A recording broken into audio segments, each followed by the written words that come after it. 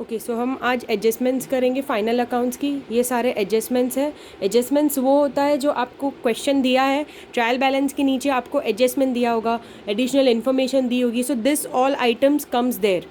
सो adjustments और additional item में जो भी चीज़ें होगी सबकी दो इफ़ेक्ट होगी।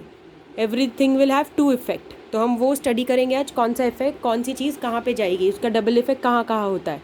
ओके अगर एडजस्टमेंट में नहीं दिए, सिर्फ ट्रायल बैलेंस में वो चीज़ दी है तो उसका सिर्फ सिंगल ही इफेक्ट होगा। बट अगर ये एडजस्टमेंट्स में अगर ये सब चीज़ आती है तो उसके दो इफेक्ट्स पास होंगे।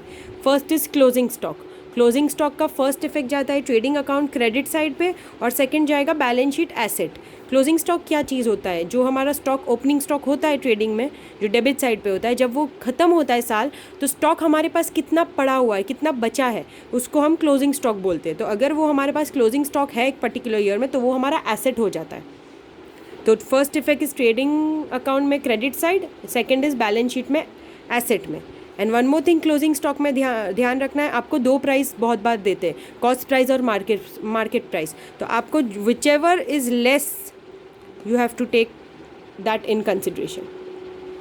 Next is outstanding expense. Outstanding का मतलब होता है कोई भी चीज़ जो बची हुई है, जो लेफ्ट है, बाकी है, पे करना बाकी है उसे, तो उसको हम आउटस्टैंडिंग बोलते हैं। तो अगर आउटस्टैंडिंग का मतलब क्या होता है, आउटस्टैंडिंग एक्सपेंस का ट्रीटमेंट कैसे होता है? फर्स्ट इफेक्ट उसका आएगा ट्रेडिंग अकाउंट या पीएलएल, दोनों में से कोई एक ही अकाउंट में आएगा और वो हो जाएगा डेबिट होगा, और उसे हम ऐड कर देंगे क्योंकि बचा हुआ है ना, बाकी है, ये साल में हमारा थोड़ा अमाउंट बाकी है, वो एक्सपेंस बाकी है जो हमने नहीं दिया है, तो वो ऐड हो जाएगा हमारे। सपोज आउटस्टैंडिंग रेंट है, आउटस्टैंडिंग वेजेस है, वेजेस आउटस्टैंडिंग दी है तो वेजेस जाती है बेसिकली ट्रेडिंग अकाउंट में, तो वो ट्रेडिंग अकाउंट के साथ जो वेजेस ओरिजिनल है उसमें वो ऐड कर दीजिए। और अगर रेंट है आउटस्टैंडिंग या एडवर्टीजमेंट आउटस्टैंडिंग है, वैसी कोई चीज़ है, तो वो आप पीएनएल के डेबिट साइड में वो एक्सपेंस में ऐड कर दीजिए। सेकेंड इफेक्ट उसका जाएगा लाइबिलिटी में इसलिए जाएगा क्योंकि वो आउटस्टैंडिंग मीन्स आपको अभी पेमेंट करना बाकी है, यू आर लायबल टू पे दैट, तो वो आपकी लायबिलिटी है। Next is prepaid expense. Prepaid मतलब ऑलरेडी आपने पे कर दिया है, नेक्स्ट ईयर का भी ये साल में पे कर दिया है एडवांस में, तो अभी जो चीज़ एडवांस में आपने पे कर दी है तो वो माइनस हो जाएगी सेम तरीके से ट्रेडिंग और पीएनएल के डेबिट साइड पे एक्सपेंस में। सेकेंड इफेक्ट जाएगा एसेट में इसलिए जाएगा क्योंकि आपने ऑलरेडी वो पे कर चुके, आप वो अमाउंट पे कर चुके हैं, तो वो आपकी एसेट बन जाएगी। Next is outstanding income. जैसे आउटस्टैंडिंग एक्सपेंस होता है वैसे आउटस्टैंडिंग इनकम, कोई इनकम आपको मिलनी बाकी है। सपोज कोई रेंट है, कोई इंटरेस्ट है, कोई मिसलेनियस इनकम है जो कंपनी को अभी मिली नहीं है, मिलने वाली है, तो वो पीएनएल के अभी क्रेडिट साइड में वो ऐड हो जाएगी इनकम के, पर्टिकुलर जो भी इनकम है, रेंट रिसीव्ड, इंटरेस्ट रिसीव्ड, जो भी आउटस्टैंडिंग बाकी वो कॉलम में ऐड हो जाएगा। सेकेंड इफेक्ट उसका जाएगा एसेट में। ओके तो outstanding expense is your liability, outstanding income is your asset. अब हम आएंगे प्री रिसीव्ड इनकम पे। प्री रिसीव्ड को प्रीपेड भी बोलते हैं और अनअर्नड भी बोलते हैं। तो प्री रिसीव्ड मीन्स ऑलरेडी आपकी जो आने वाली थी, मतलब एडवांस, वो आ चुकी है, एडवांस में आ चुकी है आपके पास, तो वो वैसे ही पीएनएल क्रेडिट साइड पे जो भी इनकम आपको एडवांस में आ चुकी है उसको लेस कर दीजिए। और सेकेंड इफेक्ट उसका आएगा लायबिलिटी में, क्योंकि आपने ऑलरेडी आपको मिल चुकी है तो अभी आपको देना बाकी है ना वो पर्टिकुलर ईयर में। ओके तो outstanding expense second effect liability, prepaid expense asset में इफेक्ट जाता है, और इनकम में उल्टा हो जाता है, आउटस्टैंडिंग इनकम एसेट में जाता है, प्री रिसीव्ड इनकम लायबिलिटी में जाएगी।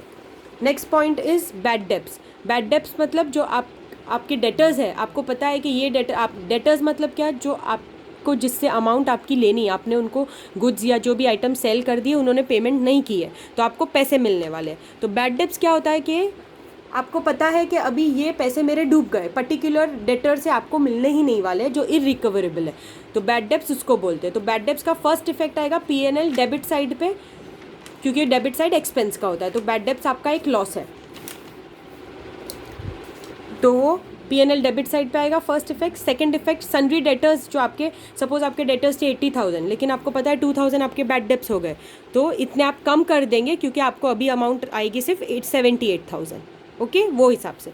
तो bad debts first effect debit side, second effect asset में डेटर्स में से माइनस कर देना है। प्रोविजन ऑफ डाउटफुल डेब्ट्स भी बैड डेब्ट्स जैसे ही है, सिर्फ फ़र्क इतना है कि बैड डेब्ट्स टोटली इरिकवरेबल है, इट्स योर लॉस। और प्रोविजन फॉर डाउटफुल डेब्ट्स क्या होता है कि आपके पहले 2-3 साल के एक्सपीरियंस से आपको पता है कि ये बंदे से मुझे पैसे it is not going to come, आपको थोड़ा एहसास होता है कि वो नहीं मिलने वाले, तो आप पहले से प्रोविज़न करके रखते हो उसके लिए, ताकि जो जिस टाइम पे करंट ईयर आपका आए तभी आपको लॉस ना हो। तो फर्स्ट इफेक्ट वैसे ही जैसे इसमें होता है debit side profit and loss, second effect आपका डेटर्स में से ही माइनस करना है। सो दोनों चीज़ की ट्रीटमेंट सेम है, बट फ़र्क इतना है कि अगर आपको एक ही सम में बैड डेब्ट्स भी दिया है एडजस्टमेंट में और आरडीडी भी दिया है, तो पहले आप बैड डेब्ट्स माइनस करोगे सन्ड्री डेटर्स में से, फिर माइनस करके जो बैलेंस बचता है फिर उसमें से आप आरडीडी माइनस करोगे। Next point is reserve for discount and debtors. Reserve for discount on debtors मतलब आपको डिस्काउंट आपने दिया है डेटर्स को, ओके आपने एक रिजर्व रखा है और डिस्काउंट दिया है अपने डेटर्स को, तो फर्स्ट इफेक्ट उसका पीएनएल डेबिट साइड में जो डिस्काउंट अलाउड है उसमें आप ऐड करेंगे, क्योंकि आपने सपोज पहले 1000 का डिस्काउंट दिया है और एडजस्टमेंट में वापस आपको दिया है कि 500 का डिस्काउंट और दिया है, तो टोटल डिस्काउंट आपने कितना दिया डेटर्स को 1500 वैसे। और फिर जो दूसरे सेकेंड इफेक्ट है जो एडजस्टमेंट का, वो आ जाएगा सन्ड्री डेटर्स में से वापस आप माइनस करो, बिकॉज आपके डेटर्स में से पैसे कम हो रहे हैं ना, आपने ज़्यादा डिस्काउंट दे दिया है, तो अभी आपको डेटर्स से वापस कम मिलेंगे। So first effect add, second effect less in your debtors. अभी हमारी जो लास्ट एंट्री है दैट इज़ डेप्रीसिएशन।